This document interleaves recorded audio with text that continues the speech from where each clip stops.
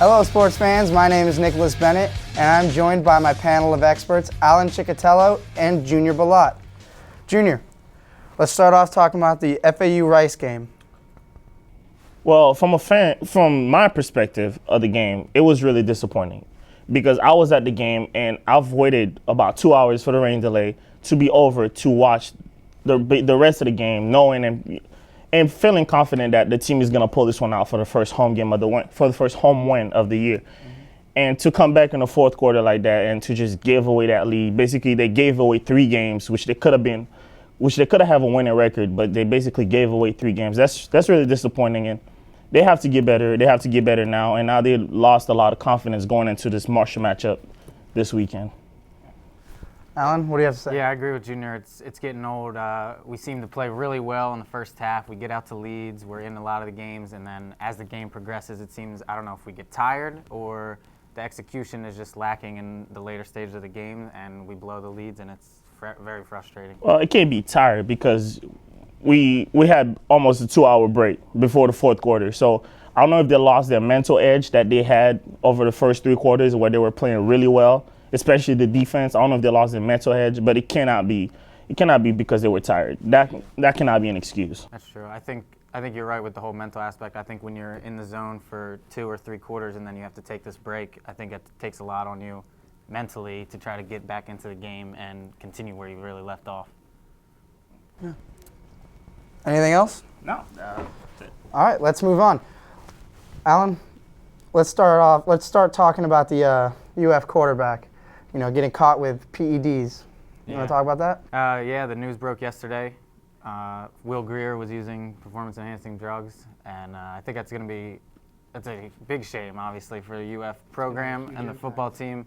They were playing so well with him as a freshman quarterback. He was leading them. They were 8th in the country into a big matchup against LSU this week. Right. I think they're going to take, obviously, a big step back, and we'll see what the backup can do in his place. Well, it's very disappointing for Will Greer, who's having such a tremendous season with 12 touchdowns and only 4 interceptions. But, contrary to what you said, I don't think he'll be a big step back because y'all seem to forget Treon Harris is a very good quarterback. He's a dual threat quarterback that can run and pass the football. It won't be a major step back, but I think they will lose this game versus LSU this Saturday because I don't think he'll be ready enough and he'll be prepared enough for this game. But as far as the rest of the season goes, I don't think he'll be a major step back, but we have to see how he'll perform Saturday versus LSU, then we can decide how much of a step back will UF take this season. Yeah, I only say major setback because, you've had this guy who came in as a freshman, beat Treon Harris for the starting job this year, and has played so well, leading them to being 8th in the country, undefeated, beating some good teams, and now you get this thrown at you where you have to almost completely start over, go back to how you were before with maybe the quarterback who you didn't want necessarily. So it's going to be a real big adjustment, and like you said, I think they're going to lose this week until they figure things out. Yeah, they lose this weekend versus LSU, but it's mostly disappointing for Will more than it is for UF because UF. You got to remember their defense is extremely good. Yeah. Their defense is extremely good. So if Treon Harris can maybe get that offense, keep the offense moving and keep them going, they'll be all right. But I still think they lose this Saturday versus LSU. Something else you guys have to take into account is Greer also has the same amount of touchdown passes this season as the last 3 starting quarterbacks had the entire season of last year. Wow, yeah. So that's also something. So, they're going to have a lot of trouble with throwing the ball. They're going to have to step up their run game, and hopefully Harris can, step up and start to throw the ball more accurately, more downfield. That's something we'd all like to see. Oh, I'm really intrigued to see how he can handle getting the job from where it is at this point of the season. I'm really intrigued to see that. And I think going back to the defense aspect, I think Florida's going to rely a lot on their defense to be able to try to stop Leonard Fournette for LSU. Which is going to be a tough job. Yeah, but so I think Treon Harris could feed off of the defense if they start off well, get a couple stops. I think if they move the ball, get a couple first downs, I think the whole team will have a lot more confidence moving forward. So how do you expect the Gators to finish the season out? I expect them to finish. They won't finish as bad as many people are predicting it to be. I think they will lose to LSU and probably to Florida State later on in the season, but I might see them winning every other game. Even Georgia? You see them beating Georgia? I see them upsetting Georgia.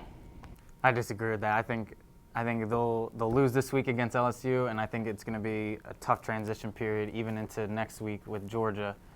Georgia, just remember, 2 weeks ago was a top 10 team. I don't think they've dropped that much. They have a lot of good options, even though the running back Nick Chubb did get hurt. They still have a lot of weapons on that team. I think it'll be tough. All right, moving on to another top college team, Michigan. Talk about Michigan. Wow. It's just one word to basically describe it. Wow. Michigan. Wow. Wow. It's basically only one touchdown allowed in the last 4 games, 3 straight shutouts. They're number 2 in the country in total defense, number 2 in defensive efficiency and passing yards allowed. We all knew that when Jim Harbaugh took over, we all knew it was going to be a tough program to turn around, but we knew they had the talent. We knew they had the skills at the position that they always had the skill, but nobody expected them to turn it around so quick, to already be a contender in their conference. Nobody expected it to be so quick.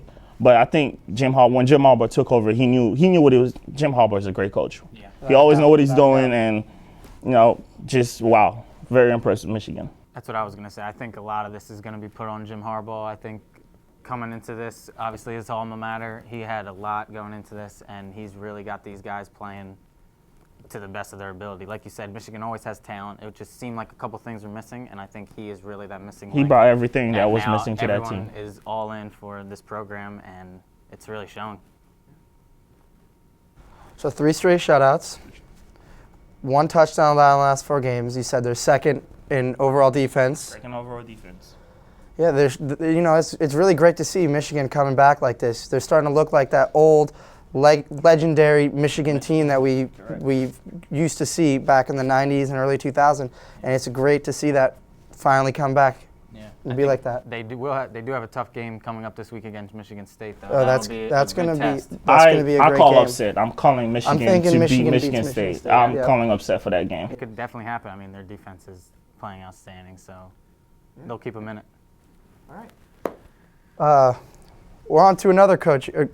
Just like you said that Jim Harbaugh was the missing link in Michigan, who's the missing link with the Dolphins? Well, there's not one missing link. There's several missing links for the Dolphins. Firing Joe Philbin and the defensive coordinator, Kevin Cole, was just 2 steps and huge steps that they have, many more steps that they have to take in order to make the Dolphins relevant again in the NFL. When they choose to pick Ryan Tannehill over Russell Wilson and Nick Foles in that 2012 NFL draft, they basically thought that Ryan Tannehill had more potential than those 2. But not a lot of people saw it, not a lot of people believed in it. But they have to change basically the whole culture down there. They have to change. They have to move people around, move the coaches around, and they have to get better. Defense ranks 28 in total defense, 29th actually in total defense, and the offense ranked 28th. You're not going anywhere with those numbers and being ranked that low in the NFL. They have to change a lot of things down there, and those 2 things they did was just 2 steps and many more steps that they have to take. Yeah, I agree. I mean, there was a lot of hope going into this season for the Dolphins. I mean, bringing in Ndamukong Suh to shore up that defense, like Junior said, not making much of an impact. Tannehill, I'm still on the Tannehill bandwagon. I think he's got some tools that they can use. I don't know if necessarily Philbin, maybe they weren't calling the right plays for him to be able to execute to the best of his ability, because he can run a little bit. He's got a good arm. Yeah, he's got and now he's got weapons on the outside with Landry. I think if this new coach comes in and, I don't want to say hands over the reins to Tannehill, but maybe gives him some more freedom and gives him a better process to execute on the field, I think they can turn it around. Well, I just don't see Ryan Tannehill as a Super Bowl winning quarterback. To me, I see him as a very good quarterback, and if he's put in a position where he has a good running back with him in the offense and an extremely tremendous defense, which makes me think about the Seattle Seahawks. There's no way I'm comparing Ryan Tannehill to Russell Wilson. No way. But it's just the situation that Russell Wilson was put in with a tremendous defense and a tremendous running back. He was able to succeed much quicker than people thought he would. So that's a position I see Ryan Tannehill can and should be in. But if you think that he's going to carry his team, put his team on his back, and get you to a Super Bowl, I just don't see it. A lot of people don't see it, and I don't see it either.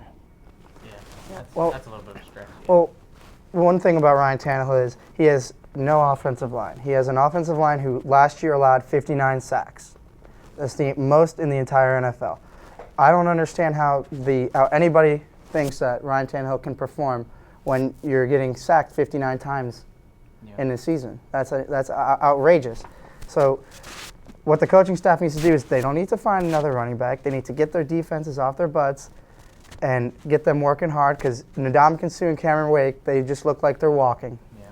And they need to figure out what we're going to do about our offensive line. Well, if you don't change the culture down there, then how is that going to happen? You know, that's why what I said. That's why basically I said you have to change the culture down there, because if you don't change a couple things around, you don't move a couple people, and you don't yell at a couple people, then that will never happen. If you leave the same people in charge, insanity is the definition of doing the same thing over and over again and expecting different results. So that's why I say they got to change the whole culture down there.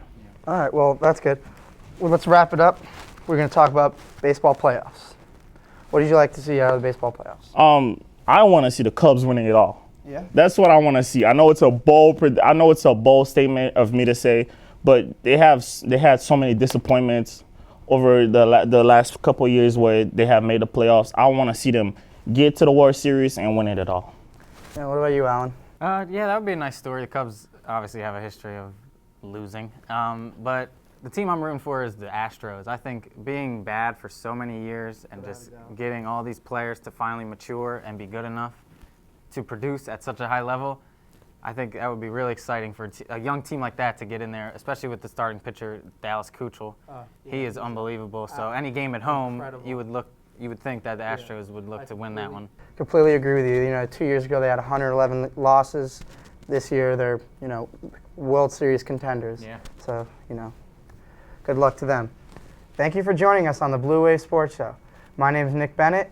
This is Alan Ciccatello and Junior Balat. This has been the panel. Thank you for joining us.